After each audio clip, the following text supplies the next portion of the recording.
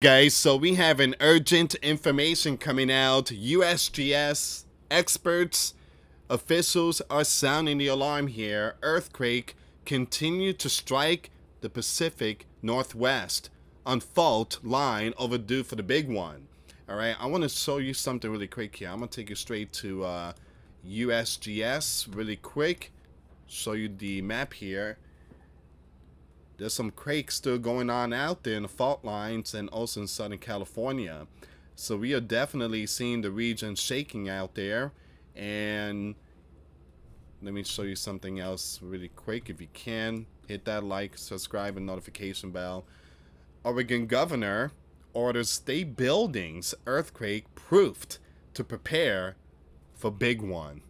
All right, so we're going to get to all this news here, guys. Do me a favor, hit that like, hit that subscribe, and hit that notification bell. We're going to see what's going on with this news. Before I start, for those of you that want to send us letters or prayer requests, you can send it to me, US Santiago, or my wife, Jessica Santiago, at 3432 US Highway 19, number 2, Holiday, Florida, 34691. All right, we're going to start... Yeah, we're going to start with this one first, all right? Let's see what's going on with this one. So the fault line off the coast of Oregon has experienced multiple earthquakes in less than 12 hours, sparking fears that a major seismic event could soon strike. Now, the USGS detected the latest tremor, a 5.1 magnitude, at 1 p.m. local time on Tuesday, bringing the total to nearly a dozen above 2.5 magnitude. Excuse me. Now it says here, the epicenter is about 102 miles west-southwest of Port Orford, Oregon, which also sits along the Cascadia subduction zone, where the Juan de Fuca plate pushes beneath the North American plate. This fault system produces frequent small offshore tremors and carries the risk of massive destructive earthquakes. Now, scientists have long warned that the zone is overdue for a catastrophic event, with many nicknaming it the sleeping giant. Once again, the fault is capable of magnitude 9 earthquake that would impact most of the northwestern U.S. coast, including Seattle and Portland. The Northern California has also experienced increased seismic activity on Tuesday, with the USGS detecting about half a dozen tremors above 2.5 magnitude. Now, we did talk about this yesterday, but this is a very important update here, guys. So it says here, in April, researchers at Virginia Tech found that an 8.0 magnitude or higher quake along the Cascadia subduction zone, combined with rising sea levels, would cause coastal land to sink up to 6.5 feet within 30 minutes of a major tremor. They determined that an earthquake of magnitude 8.0 or higher, combined with rising sea levels, could cause coastal land to sink up to 6.5 feet within 30 minutes. The most severe effects will hit southern Washington, northern Oregon, and northern California, some of the region's most densely populated areas. Now, this event will result in a significant expansion of the coastal flood plain, an area with a 1% chance of flooding each year, increasing it from 35 square miles to 116.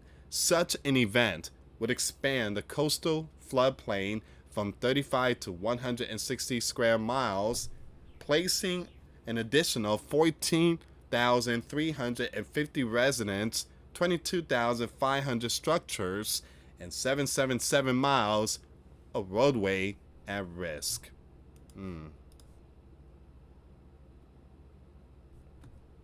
So these are the updates here. The Cascadia subduction zone has historically produced earthquakes of magnitude 8.0 or larger every 400 to 600 years, with the last one striking in 1700. Against this backdrop, Oregon Governor Tina on Monday announced new seismic safety rules just hours before the 5.8 magnitude earthquake hit. Now, the governor order requires all new state owned buildings larger than 10,000 square feet to meet the strictest earthquake standards, while older structures must be upgraded to current life safety codes by 2060. The problem is, guys, if it's a big magnitude and then, the land start to slip into the ocean, those buildings, it doesn't matter if it's quake proof, those buildings will come down. It's just going to go into the ocean. Preparing for an earthquake is a long game, the governor said. If we look at 50 years, we could spread that cost out. Replace or retrofit 2% of our building each year, and in 50 years we'll have upgraded every single one.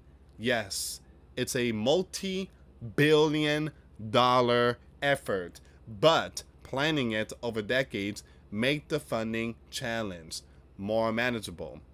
State Representative Dacia, a first responder and earthquake readiness advocate, said, "One of the things that keeps me up at night is we are the only post-industrial region pretty much in the world that hasn't lived through our worst natural disaster. So we've seen this train barreling down on us. Yet, we only react when emergencies start to personally affect us." Yeah? So I want to bring this one up here. So let's see what the governor is saying. So the governor is basically preparing for the big one. So they're getting stuff ready. They're building like earthquake-proof building. Getting older buildings ready. They know something is coming. They know that. So when you see all these signs, people also need to be prepared. Most new state-owned buildings will need to be earthquake-proof. And by 2060, all buildings owned or leased by the state for executive branch agency will need to make earthquake safety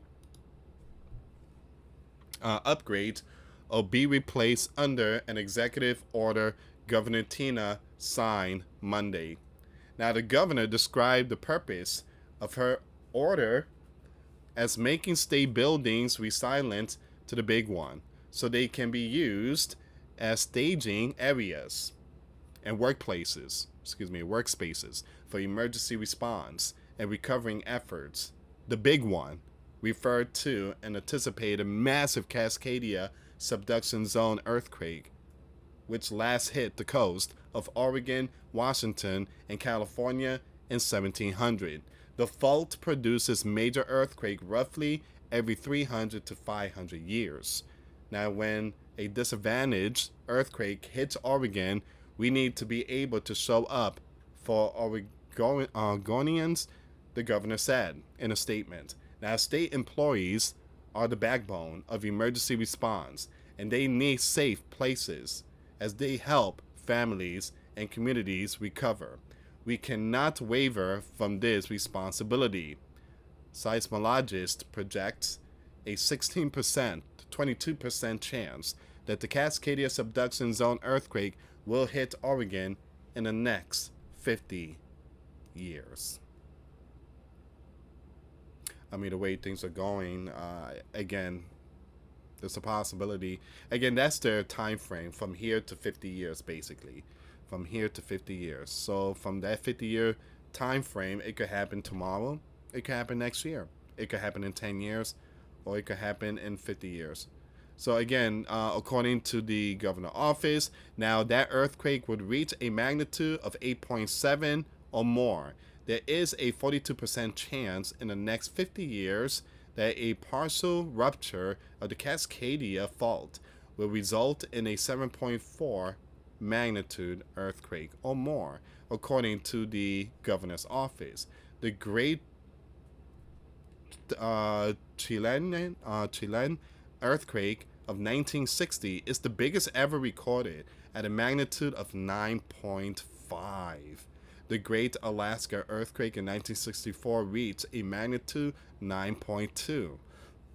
The Cascadia subduction zone earthquake could reach a magnitude similar to that of the Great Chilean earthquake between 8.0 and 9.0, according to seismologists. That would be brutal. So an 8 or a 9 magnitude in our future is inevitable, and seismically sound state building will be crucial. But here's the thing, guys. You could get an earthquake proof. That's fine and dandy. But if you got a 9.0 that strike the Cascadia, the entire land is just going to go, you know what. And I don't know how the earthquake proof is going to help out. So once again, guys, it says here, this is the kind of proactive action Oregon needs, said Chris Goldfinger, a professor emeritus at the College of Earth Ocean. We're going to skip all that information there. Under the the governor's order. The state needs to immediately make earthquake-proof new buildings over 10,000 square feet, or about a quarter of a football field. Earthquake-proofing more than a dozen state agency buildings, such as the Oregon Department of Education building in Salem or the Bureau of Labor and Industry in Portland, will be ongoing through 2060. Priority will be to retrofit buildings over 50,000 square feet and buildings that currently house first responder agencies and that are in strategic locations, according to the executive order. Now, the state legislature will need to approve funding for such retrofits. Now, the governor orders comes as the state capital nears the end of a years-long $598 million seismic retrofitting project. Workers dug below the foundation of nearly 90-year-old capitol to place it on flexible disc that will ensure the building stays put while the earth around it moves.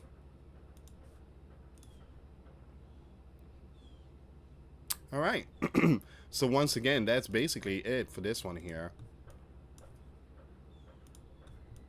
So Oregon governor orders state buildings earthquake-proofed to prepare for the big one. But there's a lot of time left to, 50 years. I mean, this ain't in 2060. I mean, you still have a lot of time left. I mean, you don't have to rush unless they know something big is about to hit the fan, which we are seeing all these earthquakes. We are definitely seeing some earthquake going on in the Cascadia, near the Cascadia.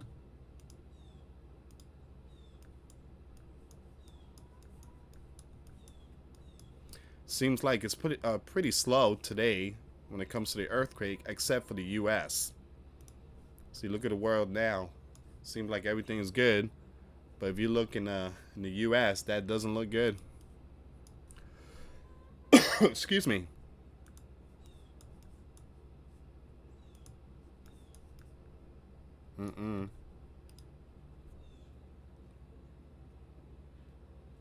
So again, I would keep it updated on this news here, guys. But you have some officials and USGS expert, even the governor, is sounding the alarm that we need to prepare for the big one.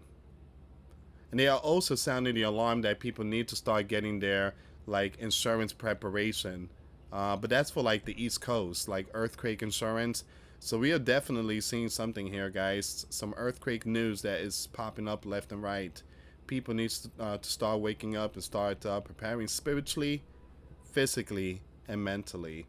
Alright, guys, thank you so much for watching. I will keep you updated with all these news. The news link will be in the description box. Thank you so much for watching. Till next time later. Peace.